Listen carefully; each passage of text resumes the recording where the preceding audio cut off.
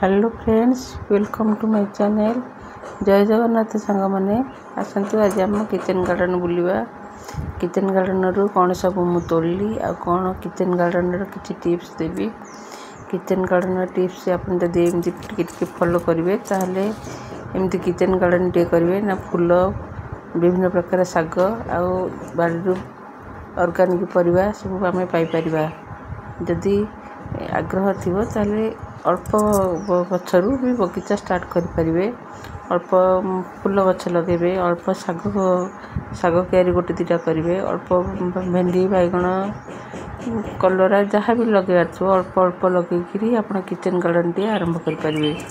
आ सबुदिन प्राय आमर side item प्राय भेंडी जह्नी कलरा एगुड़ा सब हूँ साइड आइटम से गुड़िक सब आम बगीचारू पाइपर। बर्तमान देखो मो बगीचा के सुंदर भेंडी बर्तमान फलुची। एबे एमती कि शेयर करी किसी ना किसी लिक्विड फर्टिलाइजर देकर भेंडी गछ लगे गछ गुड़िक भल ग्रो कर ना से पोक भी लगे। जदि जो सफिशिएंट खरा पड़ुव से जगह आप भेंडी गछ लगे। भेंडी बैगण लंका कलरा जहाँ भी गछ लगे फूल फल जातीय गछ सब खरा पड़ुवा जगार लगे भल। आउ जदि खरा पड़न आप बगीचा अल्प खरा पड़ुव से आप साग जातीय गछ लगे। साग जातीय गछ लगे से गुड़िक जगार भल हम। बर्तमान ये देखो मो बगीचा सब कलरा भेंडी बैगण सब प्राय लगी। ये कलरा भी फलुची। ये खरा दिने आ वर्षा दिने ये भेंडी कलरा बैगण एगुड़िक सब भल फले। बर्तमान ये भेंडी भी बाहर। भेंडी बगीचार प्राय सबुदिन 8-10टा लेखाएं बाहर। गोटे छोट परिवार भी बहुत सफिशिएंट हुए। आ भेंडी गचरे गोटे प्रकार पोक लगे से पत्र गुड़िक हलदिया पड़ जाए। हलदिया पड़ कि पत्र गुड़िक मोड़ी मोड़ी हो जाए। देखिए मो गचरे गोटे गोटे होती मुझे गुड़िक बर्तमान ये लिंब तेल स्प्रे करी। आउ जो रखी थे घी कुआरी पत्र लिक्विड फर्टिलाइजर हूँ आम बगीचार हूँ मृत्यु संजीवनी कहले चले। मरी जाऊा गचरे फूल फल आसवाले से घी कुआरी पत्र लिक्विड फर्टिलाइजर बहुत दरकार। घी कुआरी पत्र लिक्विड फर्टिलाइजर किपर प्रस्तुत हुए मु पूर्व वीडियो देती। जदि देखा चाहूबे ताल देखिपारे ना। जदि एबे भी चाहूबे केमती हुए बोली ताल कमेंट रे जणाइले मु कहिदेबी। घी कुआरी पत्र हलदी आ लिंब पत्र गोटे लिक्विड फर्टिलाइजर करची। से लिक्विड फर्टिलाइजर को मु भेंडी बैगण कलरा प्रत्येक गचरे मु प्राय दे दिए।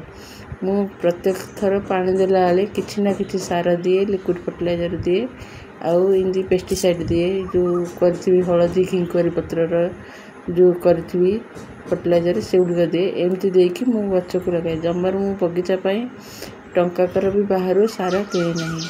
कारण मुझे ऑर्गेनिक उपाय मो बगीचा कर बाहर सार किणिकी देवा ताले ता टेस्ट अलग आसीज।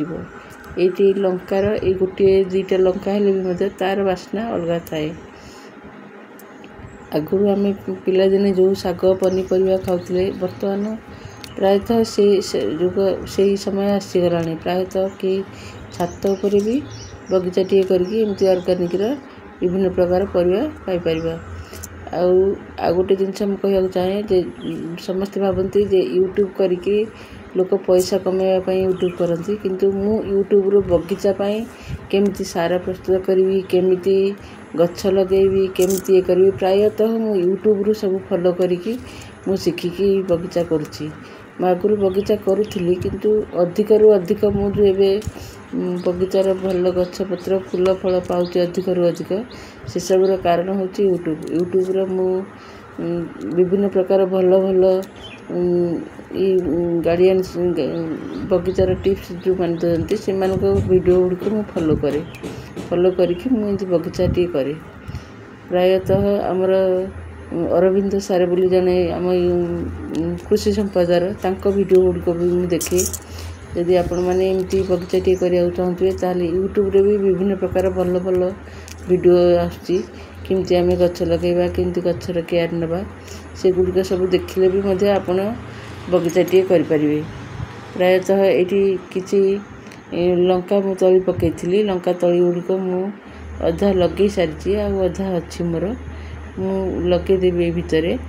ଆଉ ଏଇ ଭେଣ୍ଡି ବାଇଗଣ କାକୁଡ଼ି ଆମେ ସବୁ ପ୍ରକାର ଯେଉଁ ଗଛ ଲଗାଉଛେ ସେଗୁଡ଼ିକ ସବୁ ଆମର କିଛି ନା କିଛି କେତେ ମାଇଣ୍ଡ ଫ୍ରି ହେଉଛି, ଦୁଇରେ ଏକ୍ସରସାଇଜ୍ ବି ହେଉଛି, ଫ୍ରିରେ ଏକ୍ସରସାଇଜ୍ ପାଇଲେ ମାଇଣ୍ଡ ଫ୍ରି ପାଇଲେ, ଆଉ ଗଛରୁ ବିଭିନ୍ନ ପ୍ରକାର ଅକ୍ସିଜେନ୍ ବି ପାଇଲେ, ଆମେ ଅକ୍ସିଜେନ୍ ଭରପୁର ପାଇଲେ ନା ପିଓର ଅର୍ଗାନିକ୍ର ପରିବାଟିଏ ପାଇଲେ, ତାଦ୍ୱାରା ଆମ ମାଇଣ୍ଡ ଫ୍ରି ରହିଲା ନା ମନ ଦେହ ବି ସୁସ୍ଥ ରହିଲା। ଏମିତି କିଚେନ୍ ଗାର୍ଡ଼େନ୍ଟି କରି ଆମେ ଆମର ଦେହ ସୁସ୍ଥ ରଖିବା ସହିତ ପରିବେଶକୁ ବି ସଫାସୁତୁରା ରଖିପାରିବ।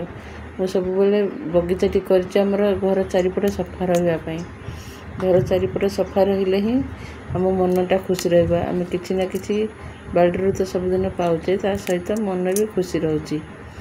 ବର୍ତ୍ତମାନ ମୁଁ ଏଠି ଯେଉଁ ପରିବା ଗୁଡ଼ିକ ତୋଳୁଛି ସେଗୁଡ଼ିକ ପିଓର ଅର୍ଗାନିକ୍ର। ମୁଁ ଏଇ ଘର ତିଆରି ଲିକ୍ୱିଡ଼ ଫର୍ଟିଲାଇଜର୍ ଦେଇକି ମୁଁ ତିଆରି କରେ। ଯଦି ମୋ ଭିଡ଼ିଓଟି ଭଲ ଲାଗୁଥିବ ତାହେଲେ ଲାଇକ୍ ଆଉ ସବସ୍କ୍ରାଇବ୍ କରିବେ।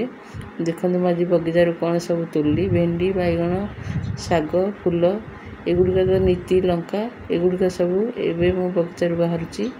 ଯଦି ଭଲ ଲାଗିବ ମୋ ଭିଡ଼ିଓଟି ଲାଇକ୍ ଆଉ ସବସ୍କ୍ରାଇବ୍ କରିବେ। ଜୟ ଜଗନ୍ନାଥ।